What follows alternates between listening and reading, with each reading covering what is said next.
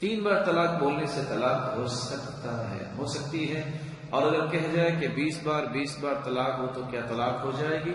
اللہ رب العزت قرآن مجید میں فرماتے ہیں الطلاق مرتان، طلاق 2 مرتبہ ہے، طلقۃ و طلقہ، فامساک بمعروف او تسریح باحسان، تیسری مرتبہ یا تو اس کو اچھے طریقے سے رکھ لو یا احسان کر کے فارغ کر دو۔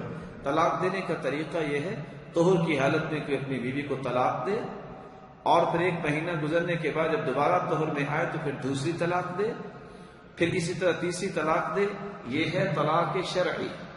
اگر ایک ہی مجلس میں کہہ دیتا ہے 3 طلاقیں یا 10 طلاقیں، اور عمر رضی اللہ تعالیٰ عنہ کے زمانے میں ایک ایسا شخص ہے جس نے کہا تھا 1000 طلاقیں، تو اللہ کے رسول صلی اللہ علیہ وسلم نے فرمایا ہی طلقۃ واحدہ، یہ 1 طلاق ہے، 3 طلاقیں نہیں ہیں۔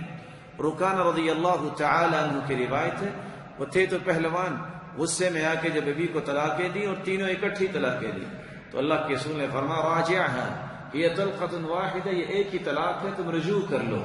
تو ایک ہی مجلس میں 100 مرتبہ بھی کو کہہ دے تو طلاق 1 ہی ہوتی ہے، وہ اس کی بیوی ہوتی ہے، اس کو رجوع کرنا چاہیے، اللہ سے توبہ کرنا چاہیے۔ طلاق یہ آخری حد ہے، چھوٹی چھوٹی بات پہ ڈائیورس تک پہنچنا یہ بھی انسان کو ایک عملی کمزوری ہے، اس سے مسلمانوں کو بچنا چاہیے۔ شیطان خوش ہوتا ہے، رحمان ناراض ہوتا ہے۔ اگر کسی غلط فہمی کی وجہ سے بیوی کو شوہر پہ شک تھا اور اس عورت نے کہا کہ مجھے طلاق دو، اور شوہر نے کہا کہ طلاق ہو، تو کیا طلاق ہوگی؟ پہلی بات یہ ہے کہ شک کرنا اس کو طلاق کی نوبت تک نہیں لے جانا چاہیے، اور اللہ کے رسول صلی اللہ علیہ وسلم نے فرمایا تھا کہ جو عورت خود سے طلاق مانگتی ہے، مرد سے کوئی شرعی وجہ نہیں ہے، ابغض الحلال الی اللہ الطلاق، یہ اللہ کے ہاں پسندیدہ عمل نہیں ہے، اس لیے طلاق کی نوبت نہیں۔ دونوں خاندانوں سے کچھ لوگ بیٹھ کے اس کو سمجھا دیں، اور اگر واقعی اس کے خامن نے کہہ دیا ہے کہ ٹھیک ہے تمہیں طلاق ہے، تو طلاق ہو گئی۔